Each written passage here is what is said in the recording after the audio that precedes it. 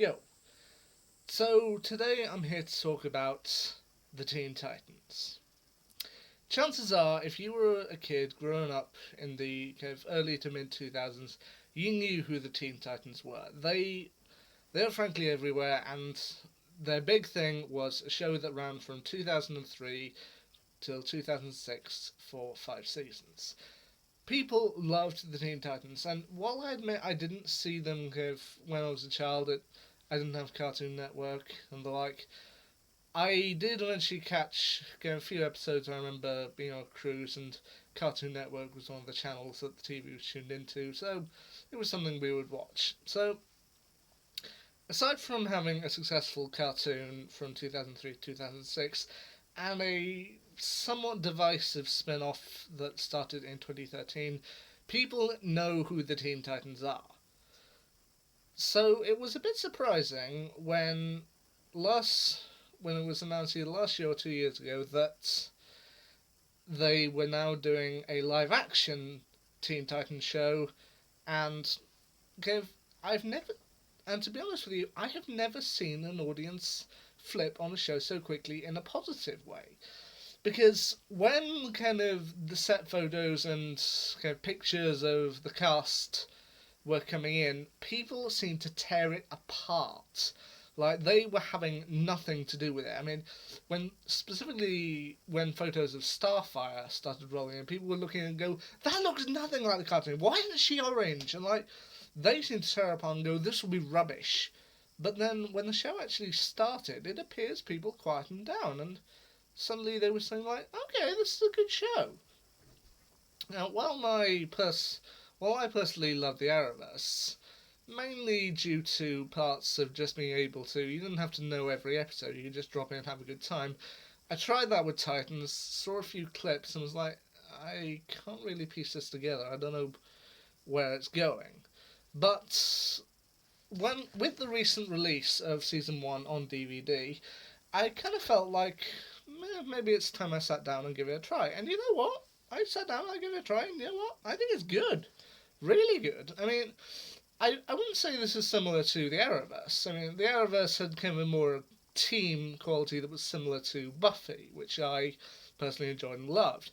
Whereas this, I think, is similar to Marvel Netflix, which, while I personally wasn't able to get into Marvel's Netflix shows, I mean, I've only really seen Daredevil season one, I could see this being kind of a similar kind of air of it, similar kind of atmosphere. And you know what? It worked for this.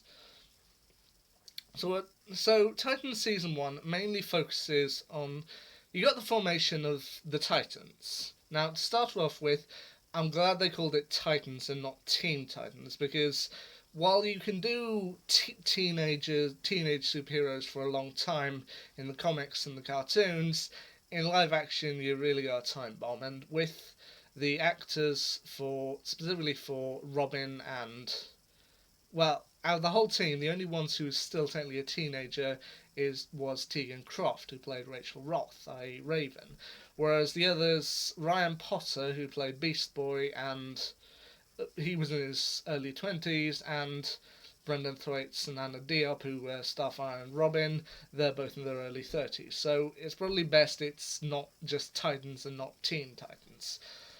But anyway, you've got the formation of the main Titans, mainly focusing on Robin, played by Brendan Thwaites, Starfire, played by Anna Diop, Raven, played by Tegan Croft, and Beast Boy, played by Ryan Potter. And once again, the show did take a few angles that I actually thought were pretty good. I mean, as I said, when people originally saw the pictures of Anna Diop as Starfire, they seemed to really tear it apart. But then I think it makes sense the direction they did go with it, because specifically with Starfire and Beast Boy, both of whom in the comics and in the cartoons are mainly shown to mostly have kind of orange and green skins, they only really show that here when they both use their powers, which I feel was a good call. And the other thing I have to talk about here is that Batman, while he is kind of quite a large plot point in the final episode of the first season, they don't actually show him. They don't actually show his face. They show kind of him gliding away and everything, but they don't actually properly show him. It's mostly hidden in shadows.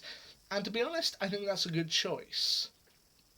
Because similar to how Supergirl handled Superman, first of all, at least in the TV show, they had Superman in the first season of Supergirl on the CW, but they didn't show him. It wasn't until season 2 they finally revealed him, played by Tyler Hoechlin. And honestly, I feel that's the right choice, because Batman and Superman are the kind of superheroes that if they showed up in the first series, they will overtake everything. So, while I know Bruce Wayne does show up in season 2 of Titans, I'm glad they kept him kind of hidden in shadows and didn't really show him in the first season. Because, yeah, that allows the other characters, especially Brendan Thwaites, Dick Grayson, to really shine through. The other thing I liked about this particular show, after watching the first season through, is that it also gave some adequate screen time to some heroes that maybe fans aren't familiar with. I mean, I think by this point we all know who Jason Todd is, the second Robin. He kind of shows up partway through, and I feel he was a nice go. But then you also get heroes that maybe we're not familiar with, or most of us aren't familiar with, such as Donna Troy and Hawk and Dove. Hawk and Dove especially. I feel like Marvel's Guardians of the Galaxy, only hardcore fans, I think, would only truly know who Hawk and Dove really are. So to have them in the first season of Titans and play a pretty crucial role, that to me was just genius. To introduce us to a hero that maybe not all of us are familiar with, and you know what, they did it pretty well. And they show us the history of the two and how they came together, and also the complicated relationship they have with Dick Grayson, and they make it work. The main villains that they really have to deal with throughout the first season, one are the Nuclear family, and the other is Rachel's father, Trigon, the demon.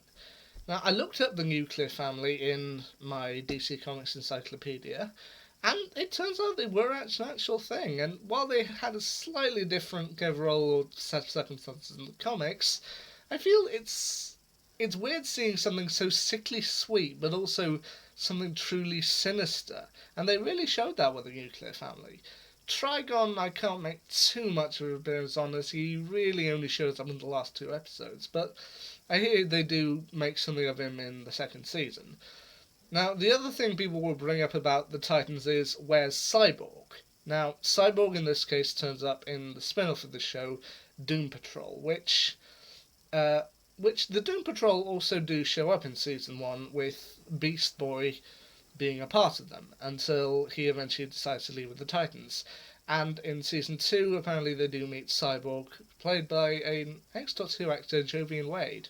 Yeah, nice little fact for you. Also, the chief actor is replaced with Timothy Dalton, who I think could be entertaining. So, while I haven't yet seen the results of Doom Patrol, Titans, I feel, is done pretty well. I mean, as I said, it's amazing how people's opinions change on it. I mean, I remember when it was kind of trickling through and the details about it and kind of set pictures and what the cast would look like, people were like, oh, this is going to suck.